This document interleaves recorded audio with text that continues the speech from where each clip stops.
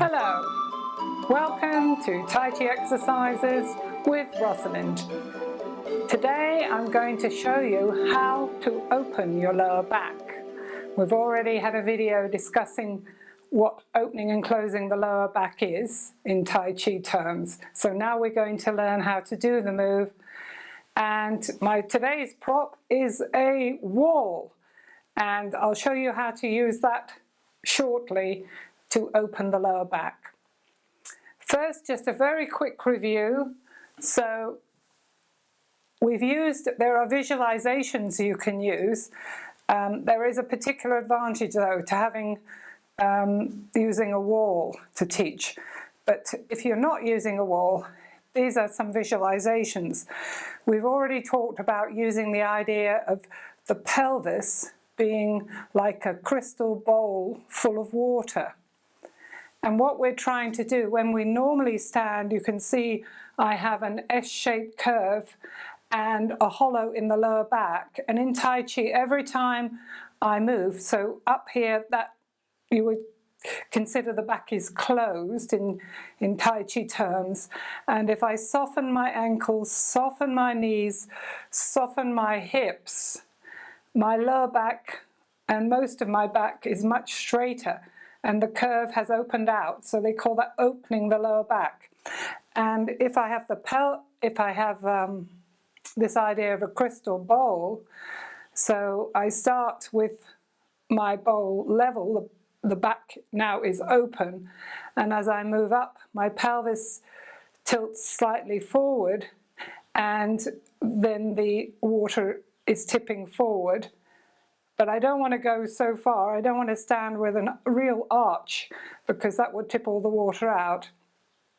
And as I sit back, soften my ankles, knees and hips, the pelvis now is level and the water is level, as you can see.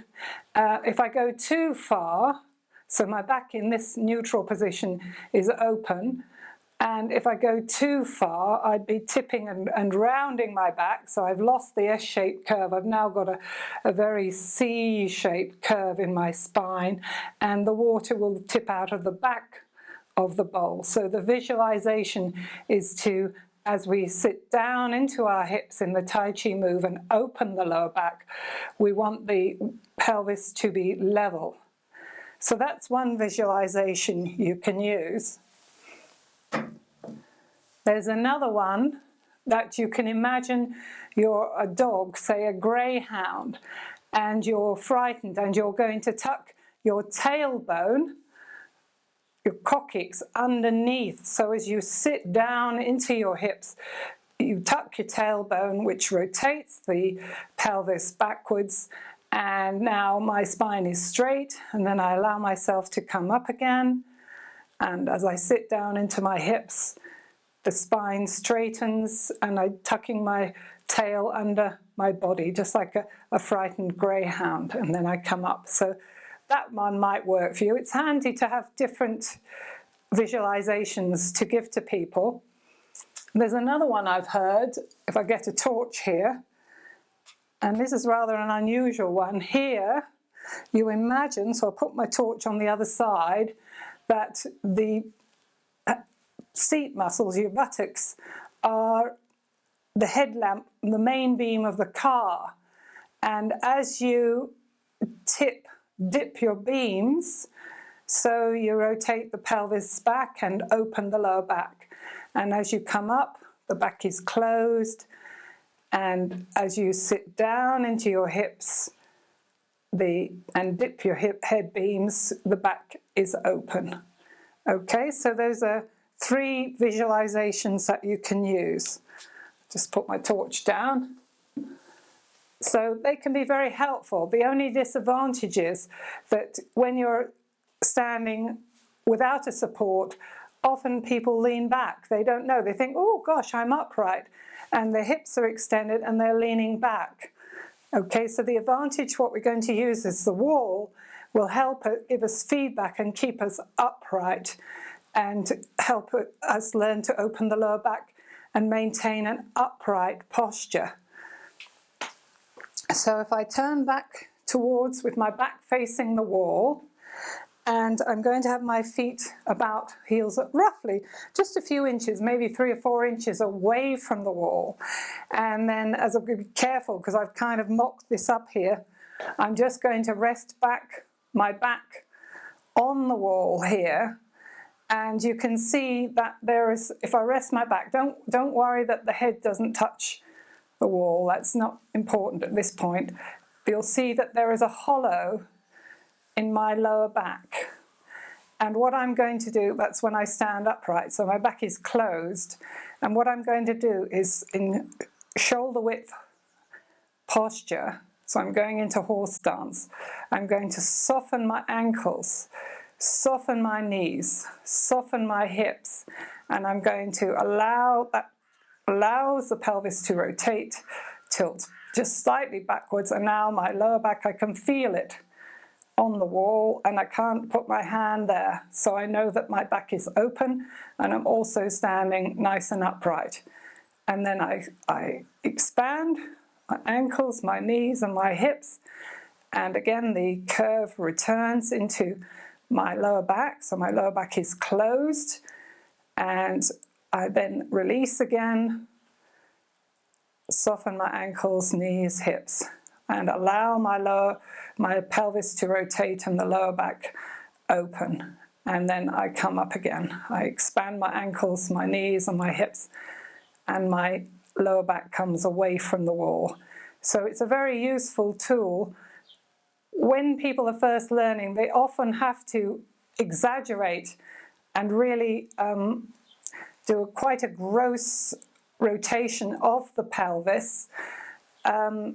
That's the way we learn sometimes, but in Tai Chi it's kind of a non-doing activity, I think. So we're trying not to do things, we're just, by softening my ankles, softening my knees, softening my hips, it allows the pelvis to rotate. So it happens naturally, sort of with gravity really, rather than me trying to do anything. The other thing is in some exercise systems, people tighten the abdominal muscles. But here, as a sort of non-doing art, the secret to Tai Chi is just relaxation and letting go and finding more and more relaxation, as I've talked about in the video about being sung. So we want to be relaxed. So if I come away from the wall now, so hopefully that's given you a good idea how to do it.